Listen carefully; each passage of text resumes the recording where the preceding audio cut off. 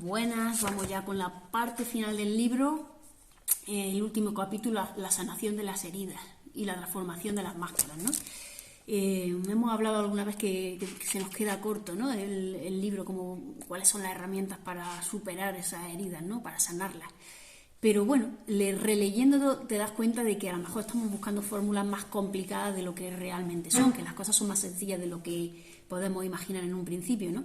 En esta parte final lo que nos viene a decir es que es importantísimo aceptar incondicionalmente nuestras heridas y a la vez aceptar nuestras máscaras, tanto las heridas como las máscaras, ¿no?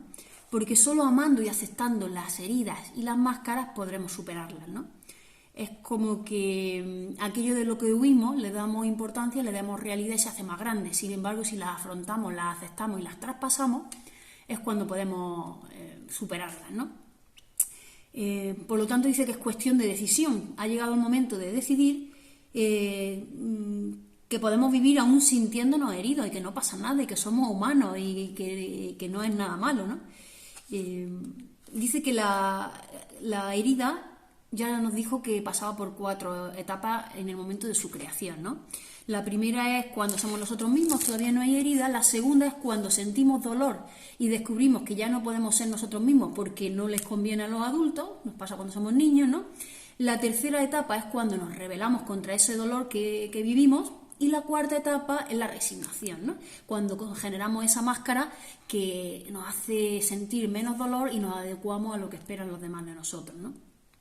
Para no decepcionar a esos padres o a esas personas queridas.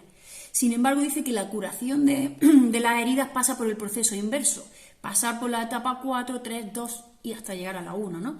La curación dice que la primera etapa es en adquirir conciencia de la máscara que llevamos. Y ya sabemos que esto no es sencillo porque nuestro ego intenta taparlo, pero es el primer paso, tomar conciencia.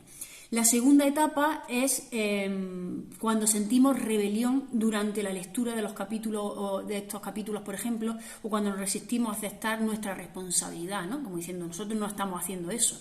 Mientras que no lo aceptemos, es imposible que lo cambiemos, ¿no? Luego la tercera etapa es cuando nos otorgamos el derecho a haber sufrido y a reprochar por ello a uno de nuestros padres o a ambos, ¿no? Es decir, somos humanos, nos equivocamos como todo el mundo y tenemos que expresarnos, tenemos que manifestar nuestras emociones, ¿no? Y por último, la cuarta etapa es cuando volvemos a ser nosotros mismas y dejamos de creer que necesitamos llevar nuestras máscaras para protegernos, ¿no? Simplemente aceptar que la vida está llena de experiencias que sirven para enseñarnos y que es beneficioso y es inteligente para nosotros todo este procedimiento, todo este proceso, ¿no? En definitiva, pasa por llegar al amor a uno mismo, ¿no? Dice que cuando lleguemos a ese punto notaremos cambios tanto de curación como de cambios físicos en nuestro cuerpo, ¿no? Y aquí indaga un poco más en qué consiste eso de amarnos, ¿no? Y significa el otorgarnos el derecho a ser tal y como somos ahora, simplemente, ¿no? Parece sencillo, ¿no? Pero no sé por qué nos empeñamos, o nuestro ego, yo creo que es el que nos empeña en que no nos lo permitamos, ¿no? Dice, el amor verdadero es la experiencia de ser tú mismo, tan simple como eso, sin máscaras, sin disfraces, sin nada que oculte nuestra esencia, ¿no? Amarnos, por lo tanto, es concedernos el derecho a herir a los demás y algunas veces a rechazarlos, abandonarlos, humillarlos, traicionarlos o ser injusto con ellos, muy a nuestro pesar, ¿no? Pero esa es la primera y la más importante de las etapas del proceso de curación de las heridas, es decir, que no nos importe equivocarnos, hacer daño o lo que sea, sabiendo que ese es el precio que tenemos que pagar para poder curarnos, ¿no? Para poder sanarnos. Dice, ninguna transformación es posible sin la aceptación previa de la situación y la aceptación es, por consiguiente, el elemento desencadenante que pone en marcha la curación. Es decir, es tan sencillo o tan complicado como eso, ¿no? Según lo queramos ver. Dice que cuanto más nos permitamos traicionar, rechazar, abandonar, humillar, menos lo haremos. Es como una paradoja, ¿no? Tratamos de evitar hacerle daño a los demás, de pasar por todas esas situaciones que nos parecen dolorosas para nosotros y es atravesándolas y no teniéndoles miedo como podemos transformarnos, ¿no?